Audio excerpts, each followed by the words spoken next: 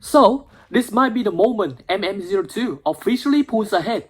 We just got our first real look at the Dark of the Moon Jetwing accessory set for the MM-02B Optimus Prime. And this is easily one of the biggest updates we have had on this figure so far. Now quick disclaimer, what we are looking at is still a prototype, no paint, no LED effects in the thruster yet, and some details are still being finalized. But honestly, it already looks kind of insane. The sculpt, the proportion, and the sheer presence of the Jetwing, this doesn't feel like a typical third-party add-on anymore. It's starting to feel closer to a high-end piece. For those of you who are new to the channel or have not known or remember about magnificent Mecha Optimus Prime, this is the third-party original mold, model, MPM rated of the Bayverse trilogy design of Optimus Prime, covering from the 2007 design, Revenge of the Fallen, and Dark of the Moon models. This figure was initially reviewed in 2024, and without a doubt, this figure is definitely one of the most movie-accurate figures of Optimus Prime for the first 3 movies. The CGI details for the movie are captured splendidly, resulting in a very movie-accurate looking robot mode with very clean keyboards. This design is probably the only one that can capture the moon key leg design of Optimus Prime from the CGI model. And here is a direct comparison between the magnificent Mecha Optimus Prime design and the CGI model of Optimus Prime in the movie. Although the figure proportion is still not 100% movie accurate, they still did a very commendable job in capturing most of the details. And here is the side-by-side comparison between the unique toys and the magnificent Mecha Optimus Prime from the Bayverse trilogy. Both of these models were the best, and no doubt the most anticipated Optimus Prime figures to come out after the domination of the movie masterpiece MPM-04 mold and own up its KO version for so long, including the Black Apple Thunder Leader model. This is a fully transformable Bayverse Optimus Prime with a full metal internal skeleton, layer premium sculpt details, expressive hand articulation, high-level balance, dynamic pose capability, and movie-accurate colors. And what makes this even more interesting is that they're not done. They confirm they're actively taking feedback right now, and the MM-02 head sculpt is still being revised, with the final version expected later this month.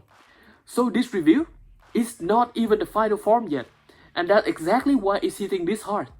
Because base MM-02 Optimus Prime already looks incredible even without final paint, and now they're confidently showing accessory pack before the main figures is even fully finalized. Meanwhile, other companies haven't even shown fully painted version of their main Optimus Prime yet. You know which company I'm talking about. That difference is confidence, and is very noticeable. Now, here's a big clarification that just came out, and this changes things in a good way.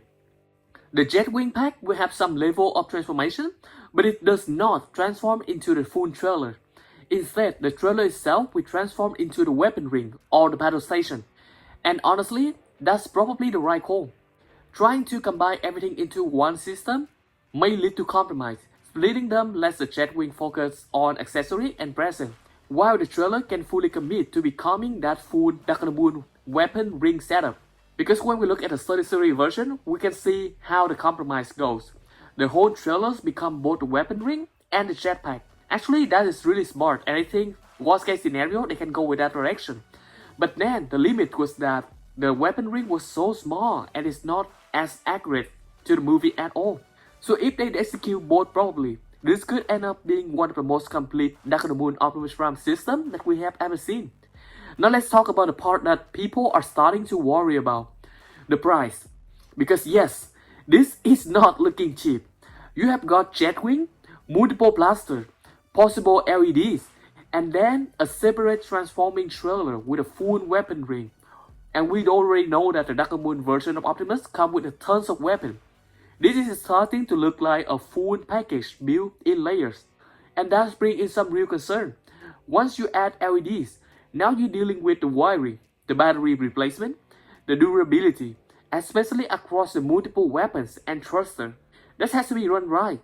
And visually, if they're going for that movie accurate rating effects on the thruster, that come down to the paint and lighting execution. That's not something that you can have to. So expectations are rising fast. And if this Jetwing set alone start getting close to the price of a full figures, that's where people are going to pause. That said though, a lot of collectors are already locked in. I've seen people say they're choosing this over other option without hesitation. That's how strong this reviews is, even at the prototype stage.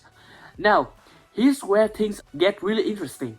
They chose to review the Dark Moon accessory first, and now that we know the trailers become the weapon rings, yeah, they're clearly going all in on the Dark Moon version. And if they're going that far, there's one feature I really hope that they don't miss. The weapon storage in truck mode. Because if you go back to the Takatomi Buster Optimus Prime, one of the coolest things about that release was the fully weaponized truck mode. I know that it's not movie accurate, but it looks cool as heck. And you could mount everything onto the vehicle, and it actually looked very intentional too. It actually looked very intentional along with being weapon storage. Not just storage, but it's actually a mode. MM-02 could absolutely take the idea further. Imagine starting the Dark Moon weapons cleanly onto the truck mode and recreating that loaded by the ready look. Not random packs, but something designed. If they do that, it ties the entire system together. Now here's another big question.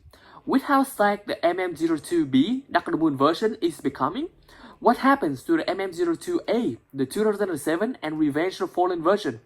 Because if MM-02B gets a Jetwing and transforming trailer, the full weapon system, and then there's a clear gap in value. So do they balance it? Do they give MM-02 its own major upgrade? Maybe a jet power style pack alongside the standard weapon? Because if they don't, MM-02B is going to feel like a complete version, while MM-02A will feel like the lighter option, cheaper option, especially if pricing is close. But if they do balance this out, then this becomes a smarter system overall. in overall. X version has its own identity. Dark Moon get a full heavy, full combat setup. 2007 and Revenge of the Fallen get their own expanded loadout with a jet power set. And at that point, this isn't just one figures anymore. This becomes a full ecosystem built around one Optimus Prime main figures. And that's really why the reaction to this review has been so strong. It's not just about what we're seeing, it's about what this is building into. Because right now, MM-02 isn't just competing, it's starting to set the pace. So now, everything comes down to this next review later this month.